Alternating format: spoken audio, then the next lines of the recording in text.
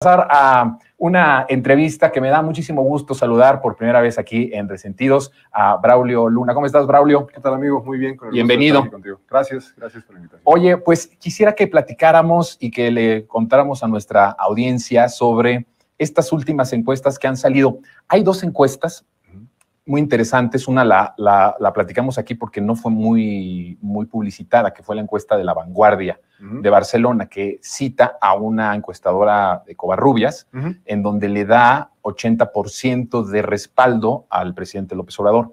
Y después sale otra que hace El País con W Radio, y donde también le dan 80%. Si quieres, vamos primero desglosándolo, primero vámonos ahí y luego nos vamos a la parte de lo que va a venir el próximo año con las elecciones presidenciales. Hay dos encuestadoras que le dan 80% de respaldo al presidente López Obrador. ¿Cómo se puede leer que a un año de que termine su sexenio un presidente tenga un respaldo inédito, histórico de este nivel de 80%? Pues mira, yo creo que justo como bien lo señalas, es un respaldo histórico que obedece también a circunstancias históricas. Creo que jamás en la vida habíamos tenido un presidente que fuera tan querido como lo es el presidente López Obrador, y eso pues realmente no es de gratis.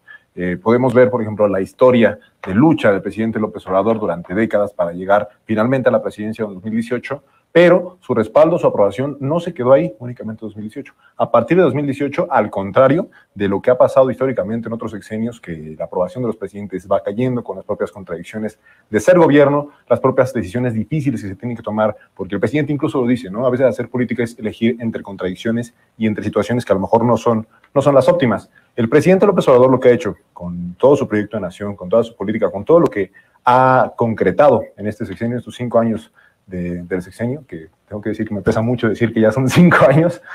No quiero que se vaya. No solo a ti, nos pesa bastante. A muchos, al 80% de la población, de acuerdo yo creo. Estas encuestas. Lo que ha hecho es consolidar una base social que se ha visto beneficiada directamente de sus programas y no únicamente de sus programas sociales.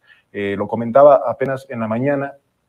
Si hacemos un análisis del país que teníamos en 2018 y el que tenemos hoy, en el 18 de mayo de 2023, tenemos un país completamente diferente. Tenemos un país en el que tenemos un máximo histórico de empleos registrados ante el IMSS, tenemos un salario promedio también registrado ante el IMSS de alrededor de 15,000 pesos, tenemos también la menor tasa de desempleo en la historia, después de una pandemia y después de una crisis económica y en medio de un entorno económico muy complejo que, si recuerdas, hoy en la mañanera, el presidente lo comentaba, ya se está empezando a hablar del nuevo milagro mexicano, ¿no? Por todo este contexto de lo que está pasando, lo vemos en América Latina, lo vemos en Estados Unidos, en muchos países hay un contexto económico muy complejo que en México se ha logrado contener y que, pues, lejos de tener indicadores negativos, tiene máximos históricos.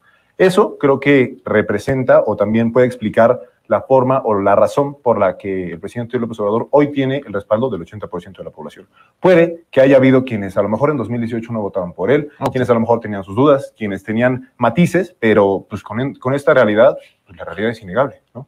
Sí, porque cuando los que votan por él son 53.3% de los del padrón electoral, estamos hablando, que no es el grueso de toda la población. Cuando estamos hablando de 80%, estamos hablando de toda la población. Es muy probable, Braulio, que estas clases medias, que sí están todavía muy, de alguna forma, muy susceptibles a la manipulación mediática, estén viendo esta realidad del empleo, del aumento en su poder adquisitivo, en la posibilidad del consumo, de la movilidad que tiene la clase media por naturaleza, que con estas políticas del presidente ya estén como borrándose toda esta manipulación, que por un tiempo, de alguna forma, hubo meses, hace como 1 año, 2 años, en donde sí se veía cómo había incluso los medios decían, la clase media le da la espalda a López Obrador o está en contra del presidente. Con estas cifras de popularidad y de respaldo, ¿crees que ya la clase media haya reaccionado y se dé cuenta de esta realidad? Mira, yo creo que sí, pero también con ciertos matices, porque creo que este discurso de que la clase media está en contra del presidente López Obrador nunca fue del todo cierto. Nunca fue tan cierta. Si analizamos cómo fue el voto en 2018,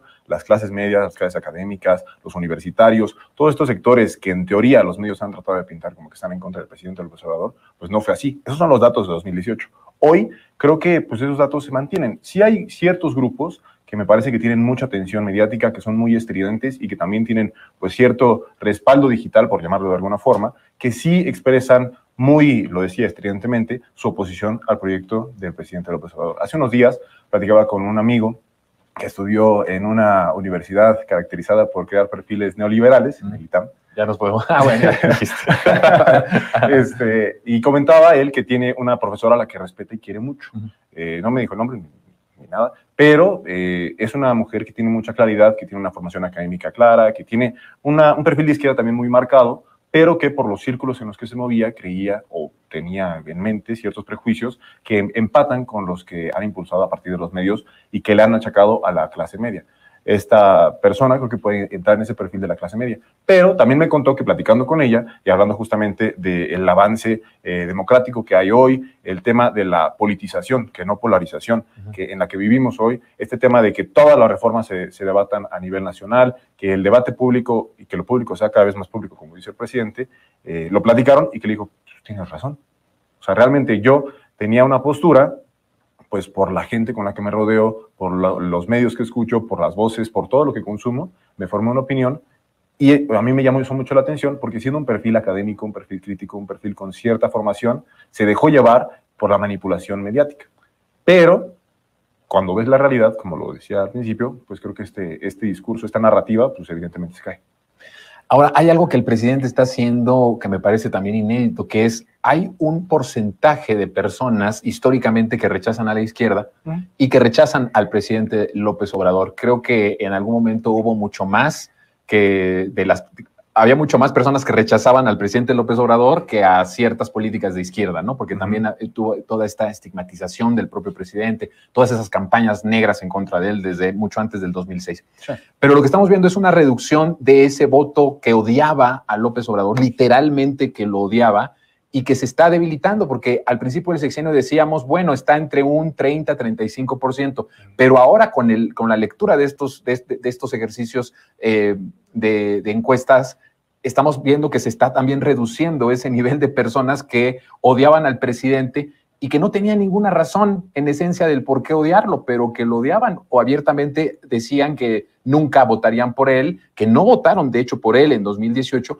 y que hoy están convencidos de una política que, si bien va dirigida a que primero son los pobres, está beneficiando a todos los que rodean a esta clase, que son de inmediato la clase media, los trabajadores. Claro, lo decíamos, por ejemplo, ahorita con datos económicos, pero también las clases medias, las clases bajas, las clases altas, absolutamente todas y todos se benefician de que, por ejemplo, hoy tengamos empresas públicas en el sector energético, muchísimo más fuertes de lo que teníamos en 2018, y después de la reforma energética de Enrique Peña Nieto, que la CFE tenga ahora 13 plantas nuevas que eran de Iberdrola, que la capacidad de producción de la CFE esté por arriba del 50% y no en un 20 y tantos por ciento que era en lo que lo querían dejar con la reforma de Peña Nieto, que Pemex esté produciendo más, que hoy tengamos una refinería en el Parque Industrial de Deer Park, que se esté construyendo la refinería de Dos Bocas, que haya una planta de liquefacción para convertir el combustóleo en gasolina en Tula, que haya otra en Salina Cruz. Todas estas políticas que finalmente son para generar bienestar, el bienestar no es únicamente para las y los más pobres. Sí tiene un énfasis especial en ellos porque pues finalmente esa es la perspectiva del humanismo mexicano, ¿no? Lo mejor para quienes menos tienen o más atención para quienes más lo necesitan. Pero finalmente pues los beneficios de toda esta política en materia energética, en materia social, en materia económica, en materia laboral, todo esto que hemos estado pues enlistando ahorita en estos minutos, benefician también a las clases medias.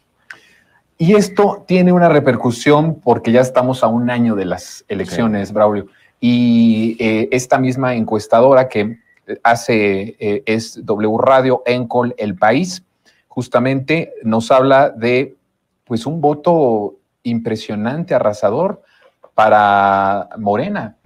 Que eso es algo importantísimo, por lo cual cada vez se habla más de que es muy probable la continuidad de la transformación. ¿Cómo ves los números que trae el partido y en conjunto la coalición de PT, Morena y Verde Ecologista rumbo a 2024? Pues yo creo que, claro, evidentes y contundentes. Creo que sí juega un papel muy importante lo que reflejan las encuestas, pero también podemos ver una manifestación de respaldo más allá de las encuestas que han sido los procesos electorales que se han llevado después de 2018.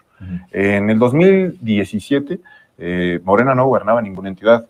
Este año pues, bueno, ahora gobierna 22 de las 32 entidades y probablemente, porque este año hay proceso electoral en otras 2 entidades, en el Estado de México y en Coahuila, pueden ser incluso 24. O sea, es un fenómeno electoral impresionante. En cuestión de 5 o 6 años, pasar de 0 entidades a 24 entidades es impresionante. No visto este fenómeno, nunca. ¿no? No, de hecho, tengo algún amigo que en su tesis de la universidad justamente habló sobre el fenómeno electoral que era Morena, porque sí, es impresionante, no visto ni siquiera en México ni en ningún otro país que yo tenga presente, ¿verdad? Entonces sí, hay un respaldo muy, muy claro, contundente y duro hacia el proyecto de la Cuarta Transformación, y en ese sentido yo creo que, sacaba Jorge Cepeda Patterson hace poco una columna en la que decía que la interna de Morena era realmente la elección presidencial. O sea, quien sea candidato o candidata de Morena va a ser quien pues, continúe con este proyecto de la Cuarta Transformación a partir de 2024 y hasta 2030.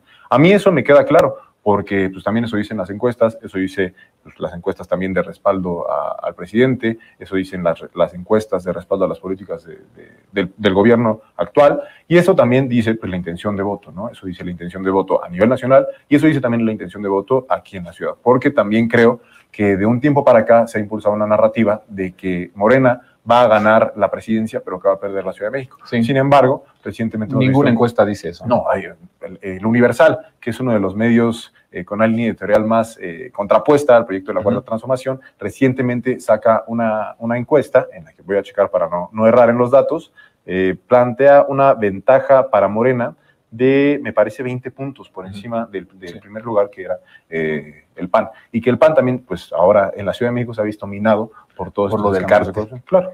Que le va a pegar muchísimo, ¿no? Muchísimo. Todavía creo que no se reflejan las encuestas lo mucho que puede caer el PAN por el cártel inmobiliario, sí, ¿no? Sí, pues es que es un tema que también es tangible para la gente, que se hizo muchísimo más evidente a partir de los sismos de 2017, y es un tema muy sensible que va a hacer eco y pues no sería para menos, ¿no? Yo creo que si hay algún funcionario corrupta, pues tiene que tener consecuencias, no únicamente él o ella, sino también el movimiento que lo cobijó, que lo impulsó y que lo ha tapado. Claro. Sí.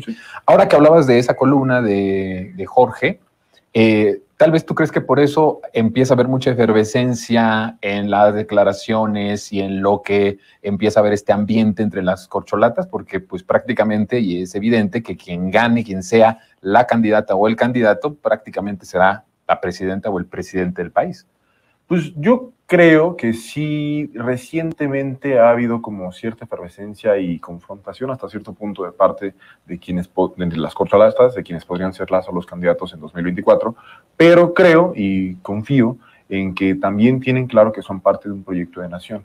Hace poquito, también hay un proceso electoral en puerta en Argentina, y hace como 2 semanas vi un video que subió Alberto Fernández, el presidente de Argentina, y decía una frase que me gustó mucho, y era que lo primero era la patria, después era el proyecto y después eran los hombres. Esto haciendo referencia a que lo primero es la patria, después el proyecto de nación y después los intereses personales. Yo espero que las corcholatas tengan claro o tengan esa claridad. Confío en que la tienen, porque si no, no estarían en el proyecto de la Cuarta Transformación. Eso creo yo. Ya para finalizar, dentro de la propia encuesta, que por cierto, esta encuesta sí mide a Fernández Noroña, sí se hace la medición, está Claudia Sheinbaum, está Marcelo Ebrard, está Gerardo Fernández Noroña, está Adán Augusto y está Ricardo Monreal. Entre todas, quien va arriba en esta y en prácticamente todas es Claudia Sheinbaum, pero por bastante, estamos hablando de 45 en esta, 29 el segundo lugar, que vendría siendo Marcelo Ebrard, y muy por debajo los demás. ¿Cómo ves esta ya para ir terminando? Pues yo creo que también eso obedece a lo mismo que argumentaba con el respaldo del presidente López Obrador. La Ciudad de México también ha sido una ciudad en la que se han transformado muchísimas cosas. Digo, creo que aquí el proyecto de la transformación se impulsó desde antes, porque aquí fue jefe de gobierno el presidente de 2000 a 2005, pero pues también se vio interrumpido por el sexenio de Miguel Ángel Mancera. Ahí hubo una interrupción que también pues minó el proyecto del humanismo mexicano, pero que con la doctora Claudia Sheinbaum creo que sí se ha visto muy profundizado, muy consolidado. Dos puntos que me parecen importantes del trabajo que ha hecho la doctora en la Ciudad de México es la reducción de los homicidios dolosos y de los delitos de alto impacto, una reducción histórica que de hecho es la menor desde que se registran los delitos en la Ciudad de México. Y también, algo que me parece muy importante, porque creo que la educación también es una de las prioridades, o tendría que ser una de las prioridades para México y para quien siga con ese proyecto del humanismo mexicano, es que se han construido tantos planteles que se podría hablar de que hay una nueva ciudad universitaria con las universidades Rosario Castellano, la Universidad de la Salud, incluso la Universidad de la Policía. Ahora hay un programa que es constitucional de becas para estudiantes de educación básica, que eso también me parece importante porque tuvo efectos muy concretos y creo que eso a la gente lo agradece mucho en el periodo de la pandemia, en un contexto en el que la actividad económica se detuvo, en que la actividad incluso también educativa fue compleja por el confinamiento. Recibir ese apoyo sí impactó en que no hubiera tanta deserción de parte de los estudiantes de educación básica. Entonces, esos dos temas, cuando hay muchísimos más, me parece que son muy buenos. Algo que también me gusta mucho y que creo que debe reconocerse es la mirada científica que se ha aplicado también a proyectos aquí en la Ciudad de México, con la planta de biodiesel, con la planta fotovoltaica de la central de abasto, con muchas cosas que se han hecho aquí en la Ciudad de México. Eso a nivel local y que eso, por supuesto, va permeando a nivel nacional. Claro. Se va conociendo todos esos proyectos al grado de que hay mucha gente que dice ojalá y acá se aplicaran esos programas que está haciendo la doctora Claudia Sheinbaum. Pero por otro lado, tiene que ver mucho con Claudia como un personaje muy ligado siempre al presidente López Obrador y a la transformación. Si nos damos cuenta, no sé qué piensas tú, Braulio, todos en algún momento han hecho algún reclamo, todos en algún momento incluso se han separado del presidente o han buscado otras vías para tener algún puesto público, pero la única que no de todos es Claudia Sheinbaum.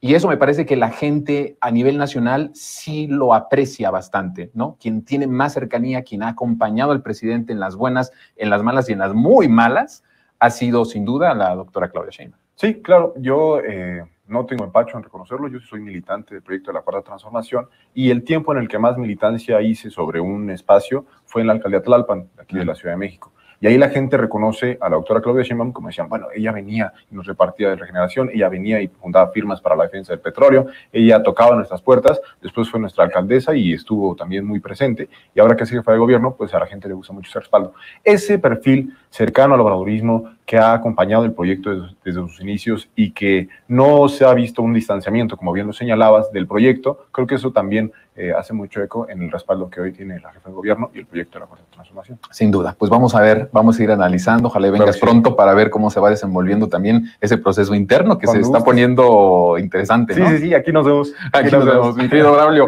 Muchas gracias por haber estado con nosotros. Braulio Luna, periodista,